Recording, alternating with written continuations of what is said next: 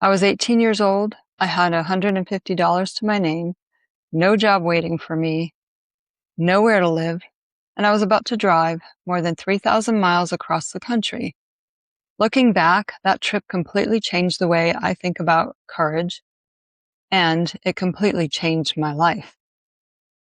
The funny thing is, I wasn't courageous. Why did I want to go? I grew up in New Hampshire, and I was sick and tired of the cold. Did I mention that I hate the cold weather? The year before I left, we had a blizzard, the blizzard of 1978. I did not want to be around for another New England winter. We lived in a drafty old house, and the thermometer was set at 65 degrees. I don't know if I ever even got that warm. My dad always said, "If you're cold, go put on a sweater." I wore jackets.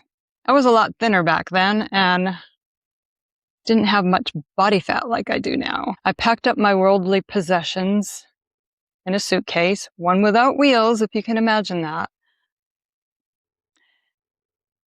I mean, I was 18. I didn't have a lot of worldly possessions. I had clothing. I had a few pieces of costume jewelry, and I grabbed a sleeping bag. That was it, and we were off to the wilds of California. The Beach Boys singing about surfing, beaches, the sun, the palm trees, all that glorious stuff. I wasn't heading out there to be an actress. I mean, you can see that. I have no acting skills. Ultimately, I looked around and realized I was old enough to choose the life I wanted. I was ready to explore, see the country, and get out on my own. I remember the day I told my dad that a friend and I were leaving for California. He kind of just looked at me. I don't remember him saying anything. Maybe, I don't think he believed me, and I don't blame him. I was painfully shy. If you were to ask anyone who knew me back then, they'd tell you how shy I was. I preferred to be invisible. I didn't speak up, and I only spoke when spoken to. I was terrified sitting in a restaurant. I was so self-conscious. I thought everyone was looking at me, and I was afraid to eat.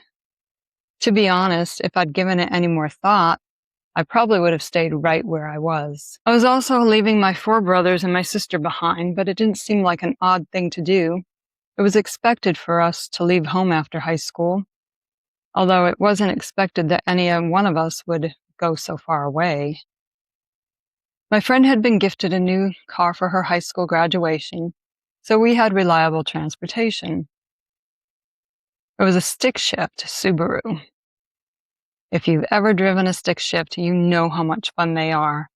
Note to anybody in the auto manufacturing industry out there right now, bring back the stick shift as an option for lots of vehicles. I know there's a few out there, but boy, they're just so much fun. My friend had AAA triptychs to guide us on our journey.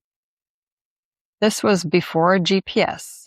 Yep, we had to read maps. We had cash and traveler's checks. You'll know what those are if you're of a certain age. There weren't credit cards or debit cards like today. We did have personal checks, but once we were out of state, most places wouldn't accept them. We didn't have any money for hotel rooms, so when we were tired, we pulled into a rest area and slept. Yep, we were roughing it. We had snacks and our road trip music on cassette tapes. Yeah, no Sirius XM. And they consisted of popular bands of the time, AC/DC, the Eagles, Kenny Loggins, to name a few. And I remember House at Pooh Corner for some reason that sticks with me. I guess because it was an interesting story. Satellite radio didn't exist. It was necessary to have a bunch of cassette tapes on hand or we'd be listening to static on the radio most of the time. Imagine that if you can. And cell phones didn't exist yet. If we needed to call someone, we would have to have exact change to feed into the payphone or call them collect. Our first stop on our journey was North Carolina. My co-pilot, her mother lived in North Carolina, so we stopped there for, I don't know if it was 2 or 3 weeks. I got a job while I was there at a local department store. Although I knew that I would be moving on, there wasn't a gig economy back then that I could just pick up a job and move on after I didn't want to do it anymore. So, pretended I was sticking around, got the job, worked a couple weeks, earned some more money. But back then you didn't have direct deposit either. So my check was mailed to my dad up in New Hampshire because I'd told the employer that I had to go back to New Hampshire for a family emergency. So then my dad had to send it to me once I found a place to live. So it took a while to get the money. I guess that wasn't really very thought out. I mean, if I needed money now, I wouldn't have had it for quite a while. From there, we went to Houston, where she had some friends.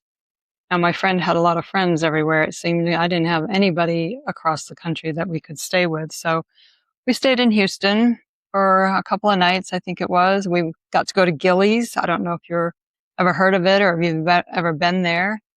It doesn't appear that it exists anymore. I did a search for it, but it was a huge bar in Texas, and it had the mechanical bulls, and I shouldn't say a bar, I guess. It had a bunch of stations, bar stations, I would call them, where you could walk around this big space and hit up a bar just about anywhere. They were just like little segmented bar areas. Being 18, I doubt we drank anything as far as alcohol, but we had fun. It was fun to go out dancing and watch the people fall off the bowl. I never tried it. Like I said, I was shy. I don't want people looking at me. That's crazy. So here we are on our way to California. I didn't have a job. I didn't have an apartment. I didn't have a car. We had her car. And basically no money. I mean, $150 to drive across country would not get you an apartment when you got to California. So we landed in San Diego, where my friend once again had more friends that we could stay with. They were kind enough to allow us to stay until we could find jobs, earn some money, and get our own place. So, it wasn't like just a couple of nights. It was a while. And it was really weird, though. It was around Christmas time, and there were Christmas decorations everywhere, but it wasn't very cold, and there was no snow. That's a weird thing for somebody that grew up where Christmas was white, and this was fairly green. I mean, palm trees were decorated. It was so weird. It was like Christmas in July. It was just a little mind-boggling for me. Now, I needed to find a job that was within walking distance because I didn't have a car or money to buy one. I didn't have a lot of experience in anything. I had worked in a donut shop before. That was about the gist of it. I did work in a department store for a year or two, so I had those two options going for me. There was a Del Taco where I could work, but they didn't hire me, and I really didn't know anything about the food they were selling. I mean, the only time I ever had a taco was at Jack in the Box in New Hampshire, and that's not really Mexican food. But I did finally land a job at a donut shop, 4 a.m. to noon. It was no fun getting up that early, but it allowed for a lot of time on the beach. We checked out a whole bunch of beaches: Ocean Beach, Dog Beach, Blacks Beach, La Jolla.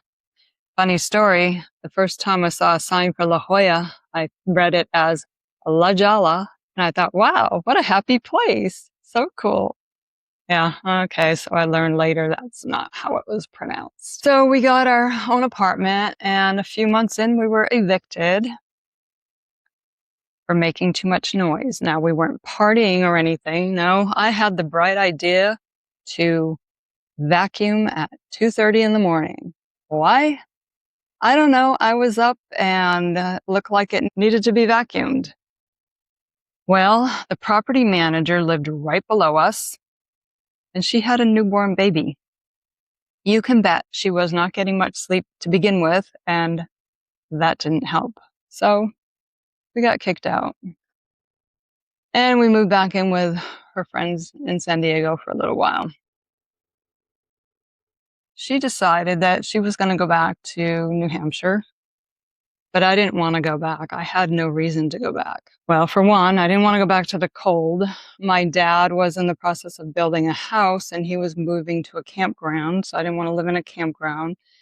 So that would mean that I would have to go get my own place and I'd have to deal with the snow again. No, no, thank you. So I decided to stay. And through my grandmother, I found out I had a distant cousin towards Los Angeles. So before my friend left, I had her drop me off up there. Now, I'd never met this woman. She was gracious enough to allow me in her house. But mixed signals and age difference. She was 65, I was 18. I'm sure I totally disrupted her lifestyle. And eventually I moved out. But before I did that, I had been taking typing classes at a local high school, and I met a woman there from Nicaragua. So when my aunt and I had our falling out, I moved in with Graciela. She lived in a 2-bedroom apartment with her husband, 2 children, and her nephew. And then there was me. And thankfully, they could speak English because I couldn't speak Spanish. I needed a job and I needed to get out on my own, but I still didn't have a car or money to buy one. So whatever I found had to be within walking distance. I pounded the pavement. And if you're of a certain age, you know what that's like. You had to walk from place to place or drive from place to place or stick a application in the mail and hope for the best. So anyway, I walked around to a variety of places that were within walking distance, and I happened upon a company called MaxiCare, which was one of the very first health maintenance organizations. Yeah, so I'd never heard of that either, but they needed somebody to do data entry, and I applied, and I didn't hear from them. And I'm like, man, I need a job. So I kept calling HR. Every 2 or 3 days, I would call HR and say, yeah, I'm ready to work. What you got for me?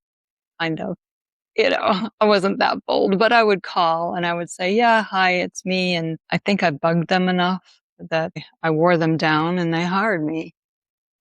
And I don't think they regretted it. I was there for 5 years and got promoted on a regular basis. I was a good employee, but it was just getting my foot in the door and getting that opportunity. I was paid twice per month. I moved out of Graciela's as soon as I could. But again, I needed a place to live that was within walking distance. Found a studio apartment close to work. I was all set. I had a roof over my head and I had a job and I could feed myself. One paycheck went to rent, the other to everything else. It was probably 6 months before I could buy an old used car. Hey, you gotta do what you gotta do. Somehow one job led to another, one apartment became another, and eventually California became home. You get to know yourself and your capabilities. You don't know if you don't try. Before that trip, I thought I knew who I was. I was the shy girl from New Hampshire. But once I was 3,000 miles away, nobody knew that version of me. Nobody expected me to stay quiet. Nobody had already decided what I could or couldn't do. I had the chance to become someone new. Courage isn't something you have before you act. It's something you discover because you acted. Sometimes courage isn't leaving home. Sometimes courage is leaving behind the version of yourself that everyone else expects you to be. If I could change one thing, I would have found a way to live closer to family or visit more often. My children missed growing up knowing their grandparents, their cousins, their aunts, and their uncle. Those are some things you just don't appreciate when you're 18. Hi, I'm Anita. Thanks for spending a little time with me today. What was something you've done that felt courageous? Share it in the comments. If you like this video, please like, subscribe, and share. I'd appreciate it. Until next time, live and learn.